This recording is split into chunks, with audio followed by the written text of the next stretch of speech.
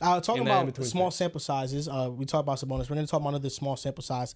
January Jaylen Green. Last year it was April Jaylen Green. This year it's March. March. Okay, please, sorry. March please. Jaylen Green. This year it's January Jaylen Green. And let's talk about it. The Rockets are 26-12, second in the East, and they have leveled up again because Jaylen Green is on a complete heater. You can speak on it, Drew. The Rockets are playing some really good basketball, and Jaylen Green is probably at the forefront of that right now. When Jaylen Green is on, he's one of the most entertaining players in basketball, and I'd argue he's one of the most dominant players in basketball as well. 21 attempts in the month of January. Oh, I said what I said. In the month of January, 21 attempts, 51% from the field, 10 attempts from three, 46% from three. He's averaging 30. He has been a menace. Now, what do we always say when we talk about the Rockets? They just need Jaylen Green to be a consistent scoring option for them. And they're still playing winning basketball with an inconsistent number one scorer, whether that's Sengun, whether that is Jalen Green. I'll throw Fred VanVleet into this conversation as well. The one thing that we constantly ask for them is to have consistent offense, which they lack. Their defense is incredible. One of the main reasons why they've been one of the stars of this season. But we've been waiting and asking Jalen Green to play consistent basketball. And we see when he's playing consistent basketball, they can beat the best teams in the league. And the Memphis Grizzlies, who have been one of the most impressive teams in basketball this season, they're top 5 in offense, they're top 6 in defense. They're literally 6. It's unfortunate because they'd be a top 5 and 5 for both offense and defense. But regardless, you have moments like yesterday where Jalen Green can take over offensively and he can will you to winning a game. And being as clutch as he was, or early in the season, we saw how clutch he was, really had lost it in that October, November, even December. Just inconsistent shooting the basketball, scoring the basketball as a whole. But when you have him playing the way that he's playing right now, the Rockets are legitimate threats.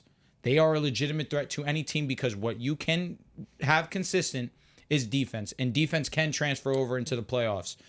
But if you don't have the faith that you have a number one scoring option, then we really don't have a conversation for talking about them as a legitimate team.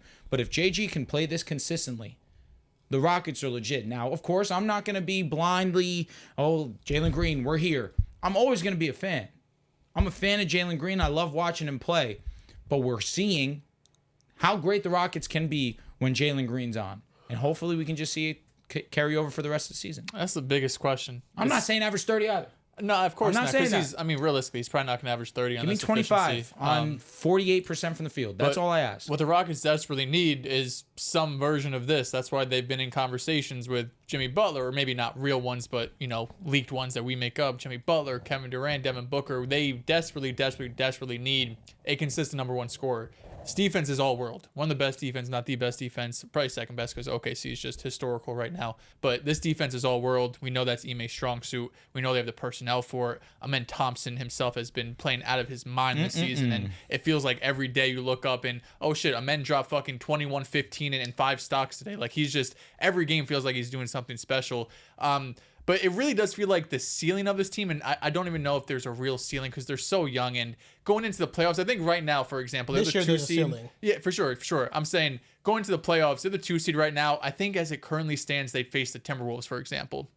Well, the Wolves, who have not had a great regular season, I think they'll be pretty split on like who takes who. I think a majority of people might even take the Timberwolves just because they trust them more. You got Anthony Edwards, who's a proven playoff performer. But what they really need is that scorer. They need somebody who, what Jalen Green is doing, but just more consistency over an 82-game sample size. Because we saw last season in March, as Drew mentioned, and what he's doing now, he has these stretches where he is dominant. He has these stretches where he could be a 40+% shooter, a 50% field goal shooter, 3-point shooter, I meant 40%, 50% from the field. He could be a really efficient player, but he also has stretches where it's like, holy shit, man, this dude is averaging 18 points a game on under 40%. And it gets nasty because what Jalen Green, he is really there's not a lot of, I think he's probably like the only player who gets real minutes on that team that you look at a defensive aspect and be like, he probably doesn't fit with what the rest of this group does. Jalen Green, you're saying? Yes, Jalen Green, exactly. He's been a pretty positive defender this season, I don't think he's not a bad defender, and also when you have all the defensive talent around you, it definitely helps. They kind of gloss over it, but I'm not going to call him a liability. No, but Far from. definitely not. But he is. I think Fred would get picked on because of his size, and Jalen Green would get picked on because he is the weakest out of the defenders Of them, they do I have. agree. You know, not I saying, agree. of course, he has some Fred's still all-world one of the best defenders. point guard defenders. He is, yeah, just smaller, of course. You know, you can switch on him. A guy's like 6'8". He could do some more damage. But Unless what he's they guarding really Steph need. Curry. Shout out to Steph. What they really need is someone who could be a consistent scorer for them. And this team's already so ahead of pace, right? I didn't any world. I thought they were going to break out this year. I thought the Rockets were going to break out, be a top 6 seed. Did not think they're going to be a number 2 seed. Did not think they were going to be one of the best teams in basketball. But as they would go really as far, number 1, their defense. But number 2, what version of Jalen Green is going to show up in the playoffs? Are you buying If you get a this? stretch where Jalen Green does this in a 7-game series, and 5 out of the 7 games he's Tough team to average, he's beat. efficient, it's Very like, tough holy team to shit, beat. this team could win a playoff series. But you could also get the opposite of that, where it gets really ugly. This team could get bounced in 5 games. John, just walk with me real quick. All right? Because he's asking you the question, are you buying it? Are you? Now, I know your answer already. I know I don't you've know been if very you do. vocal about... Actually, I don't know. Are you going to surprise me right now? I'll be honest with you. Jalen Green this year has made incremental improvement in his game. This is the first time in his career that there have been 2 variables since he was drafted because he has all the physical traits. The first variable was his 3-point shooting because he has had moments where he's a high-level 3-point shooter and his ceiling is 28-plus points per game on respectable efficiency, like pretty solid enough where he can be a number 1 scorer. And this is a playoff team where Rockets have been a top 3 defense this year. They're top 10 last year. The foundation is there that they'll win at least 45 games with that floor that Ime Udoka and those supporting pieces like Eamon and Tar have been basically stars in the roles all year long. Eamon, not Eamon, not right now. Jalen Green, on the other hand, while 3-point shooting's been a big X factor, he was 32% in the year of 2024. He's been 40% in the 7 games since. He has started to figure out the second X factor and the second swing skill in his game, which is finishing. Yep. Because he has every physical trait. He has an insane leaping ability. He has a lot of the, I guess, the upside kind of that you would look for in the mold of a high-level scoring guard.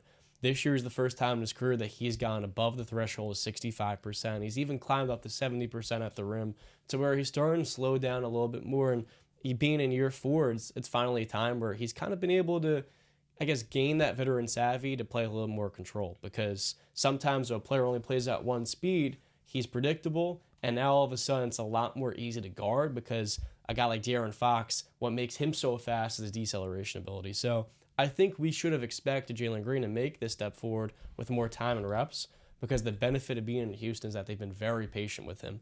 So I'll say that this has been an incremental improvement and to step in the right direction for him being a true starter on a real playoff team. The question is simply going to come down to how well he can sustain this. And I think compared to last year, he is one step closer to being a more established on-ball creator. So I think I'm pretty lukewarm right now. And I was very high on Jalen Green pre-draft. I made constant videos about him in his rookie season because we know the highs. It's just a matter of managing the lows. And for the most part, he's been able to do that this year. At least he's been able to get kind of into a more baseline level where it's not as dramatic, those mountaintops and those lows. So I think we're getting there.